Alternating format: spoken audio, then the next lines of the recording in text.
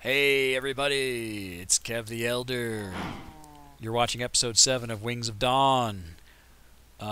In this episode, we have discovered that we desperately need an endless supply of gunpowder. And so we begin work on a little project that has to do with that. Also do some work on the slime farm. And things of that nature.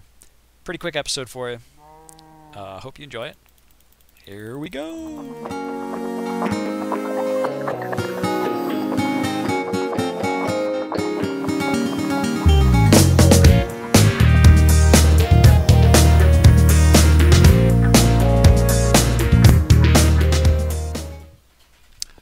Alright guys, we're going to start out by going down to the slime chunk. So let's go check that out. That's down this way. On the way there you will notice I've cut a little space out over there. I'll show you that in a minute. But let's take a look down here first. I've constructed a rudimentary slime farm. If we turn on our chunk borders rather, come in here and you can see what I've done. This giant platform here is exactly the shape of the chunk in question. So the slimes will spawn on there. There's a 3-high ceiling, so there's room enough for the big slimes rather. And there's a 3-wide channel all the way around it with water streams leading down here. So the big slimes spawn on there, and they just wander into the water stream, and that pushes them into the cactus, which hurts them. And when they die, the slime balls are collected by these hoppers under the water here. And they come into here. I've already emptied it once. I got about 16 slime balls already, and here looks there's one more, so looks like it's working. If we wanted to make this way more efficient, what we would do is we would make another border. Whoa. We would make another border, or a platform above the existing platform. So you go 1, 2, 3 air blocks, and then up there'd be another platform, and these would have to be dug out as well. So there's room for the slimes that spawn up there to fall down as well. And you can actually have a whole bunch of platforms on top of each other, but I've just made one. I expect it will be enough, given my needs. I'm not building anything really enormous or epic. Everything that I'm doing with redstone basically is on a human scale. That's the way I like to think of it. I'm just one guy, you know? So I'm thinking this will probably be enough, given that it's essentially running whenever I'm playing, whenever I'm in the area. Eventually the slimes will add up to more than I'll probably need, so I'm going to hope that that's enough for now. Now let's go back up. I'm going to show you something else. Okay. As you may know, something very exciting happened this week. Let's turn off those borders, okay? Something very exciting happened this week. We got rockets. We've always had rockets, actually, but the rockets became useful for the first time, at least in my opinion. Now that we can use them to propel ourselves with our elytra wings. So instead of having to walk up the mountain, even if you're in the water, as long as you're elytraing, right, like this, not so you're not just like floating, but you're actually flying. I can simply use my rocket to propel myself up into the air. Man, that is awesome. So needless to say, my main goal right now is to have a lifetime supply of rockets available whenever I need them. I've been working on this path here. Let me show you this path real quick, and then we'll get to the rockets again. I kind of have this idea that it's sort of carved out of the mountain here. So it's like cave, sort of. And like down here, I'm sort of experimenting with some different looks. I've got some water that I stuck up into there so that it drips through. You can see the water drops. So this is like a damp area with moss and grass and stuff. I don't know. I like these stone pillars that are kind of along your side as you're walking up the path. I'm thinking this is turning out pretty cool. Probably work on it a little more. I'm not 100% finished with it, but it's coming along. But that's what I was working on off camera when the update came out, and then of course I've just been playing with rockets ever since. I've used all of my gunpowder to make rockets, and most of them are now gone. I'm down to my last 21 rockets. So needless to say, this is an emergency situation. I need a mob grinder, and that's what we're going to do right over here.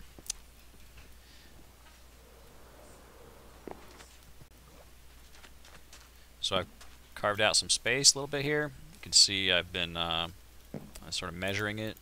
We're going to have several levels. I think, let's see, 1, 2, 3, 4, that's 5, that's 6 levels.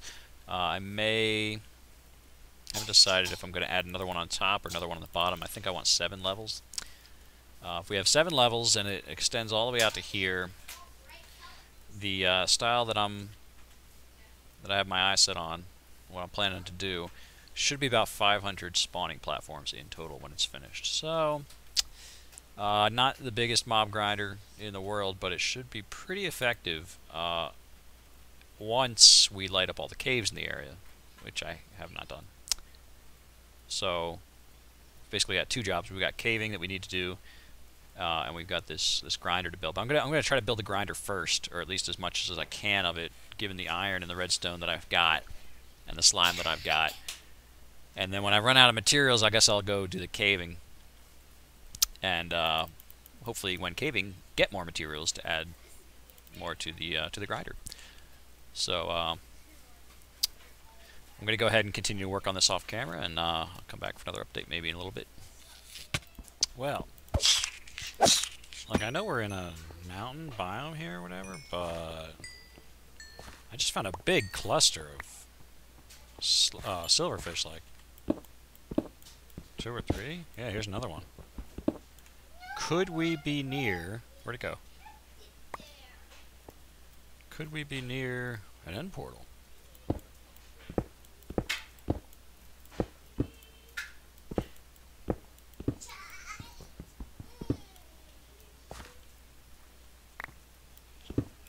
It's going into one of the blocks.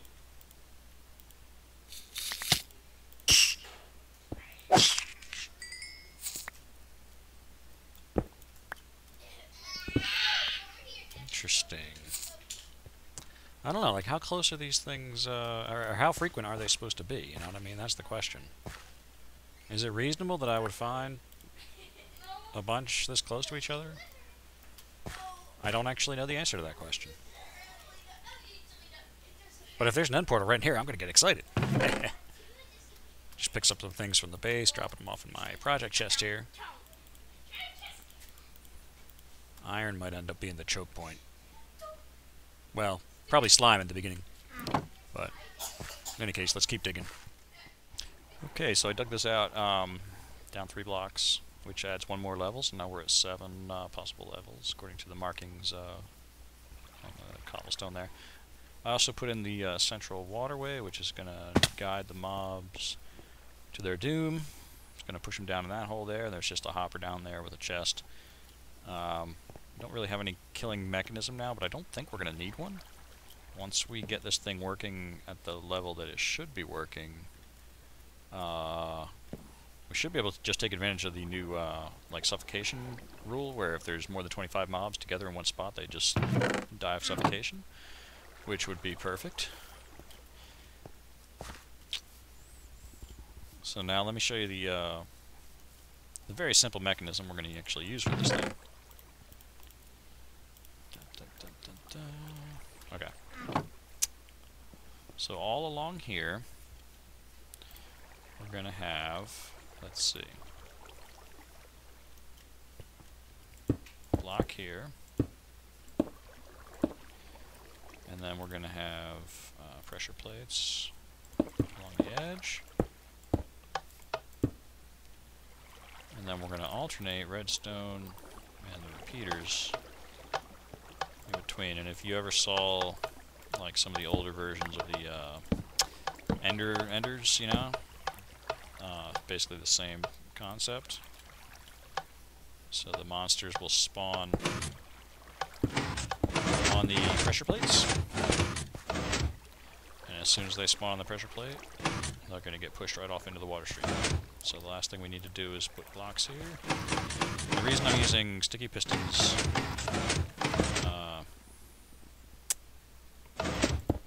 rather than just having a piston push them is that, oop, there we go. is that sometimes the piston arm will go through the mob and sort of get stuck, and it won't actually push them off the edge. You can have a mob standing here, and like if this piston was one closer, you know, if a piston was here, and the arm was in this airspace here. Oops. Oh dear. There we go. Oh, oh, ouch! I'm getting smacked around. As I was saying. If you push them with the arm of the piston rather than a block, sometimes they get stuck and they don't get pushed off the edge. So yeah, as soon as anything spawns right here, ammo. Whoa! Push me to the side. There we go. Should push them right into the water stream, and they're all going to funnel right down here. And there's going to be multiple layers of this going up. That's what's marked off there. So that's what it is. Simple as that. And then we just have to you know, encase the whole thing, make sure it's dark inside. Make sure it's light outside, and light anywhere where there's a cave. And if this is the only dark area that's loaded, we should get just tons and tons of mobs. Although that's going to be a long-term project, lighting it up. So for now, we're gonna build it, and it's gonna get, you know, some mobs, and then over time it'll be, you know, we'll slowly light up more and more stuff, and it'll become more efficient over time. Alright, back to work. So, in laying down this row of cobblestone here, I started with a full stack, and I ended up with 25 left over. And I just want to point out that that means there's it's 39 long, that's the official count. 39 times 7 times 2 will give you the total number of spawning pads, or spawning squares, which comes out to 546 if I did the math correctly on my calculator. So, yeah, over 500 spawning locations. I think when it reaches 1,000, that's the point at which adding more doesn't really help the efficiency of the farm. They just don't spawn that fast. But over 500 is fine. It's great. It's going to be very efficient. So pleased about that. The first thing I've run out of is sticky pistons. I've got enough material to make more pistons, but I don't have the slime. So let's go take a look in the slime farm. I've gotten I think I don't know, maybe 17 slime balls total out of the slime farm. If this is a real bottleneck for the project, I'm going to probably add another layer to the slime farm, because I think that will about double the production of slime. Still haven't seen a live one in here, but I am finding the balls in here. Yep, see, we got 9 more. Yeah, 9's not a lot. I think we're going to take a break from the mob grinder and enhance this guy. That'll be our next thing. Okay, so level 2 is pretty much complete. Oh, we got a guest! Look at that! Yeah, this thing's already working better, I think. I'm just going to place these last couple jack-o'-lanterns. Uh-oh. There we go, okay. Thought I was going to hit my head there and not be able to jump. Okay. So, oh yeah, I've got some pumpkins. Got some torches. Let's pop these in here.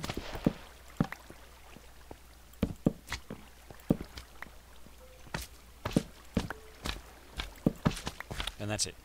We're done. Now I'm just gonna drop down. Let's see. Nope, not quite. Okay.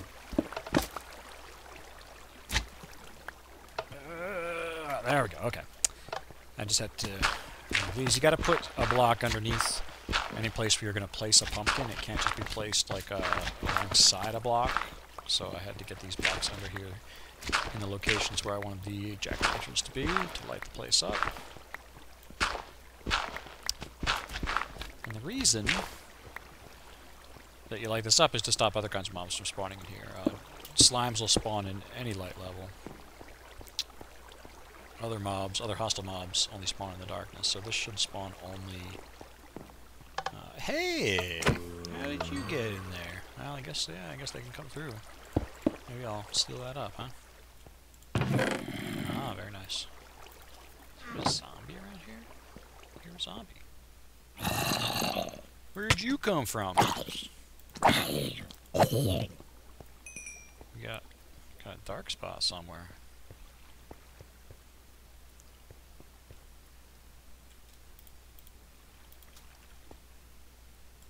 Be here, maybe?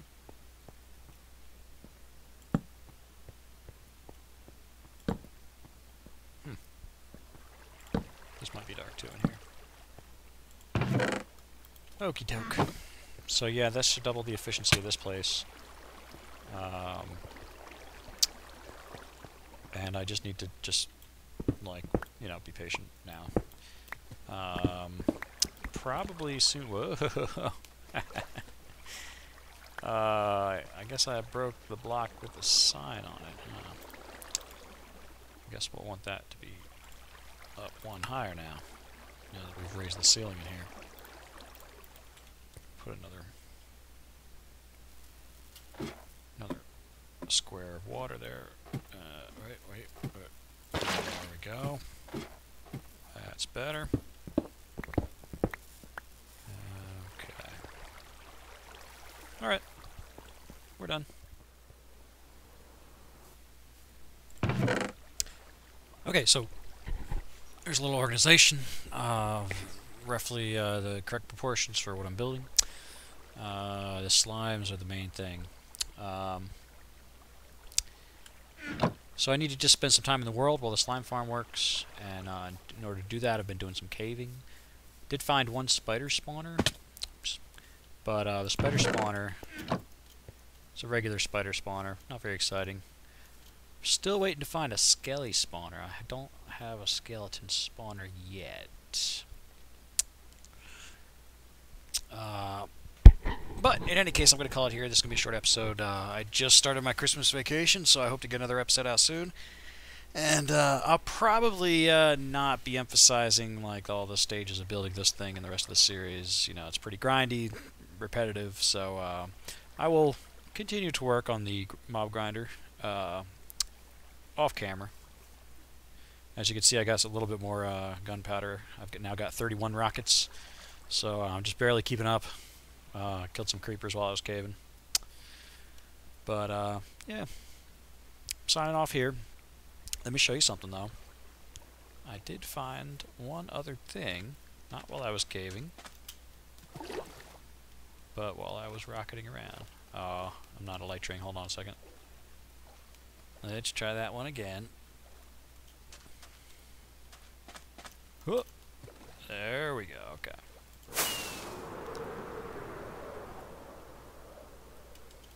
So now that I've got these rockets, I've been doing more flying. And I decided to come over this way, right? Just to see what's over here, you know? And looky what we have here. It's a tiny little mushroom biome. With some beautiful red mushroom cows. I've never found one of these biomes legitimately in survival Minecraft. This is the very first time. It's very exciting. Although frankly these cows are a little scary to me. I mean, look at them. Their eyes are just black holes of mushroom euphoria. There's something wrong with those cows. Anyway, that's it. Thanks for watching, everybody. I guess I'll record a little intro here, and I'll see you again next time. Have a great day. Bye-bye.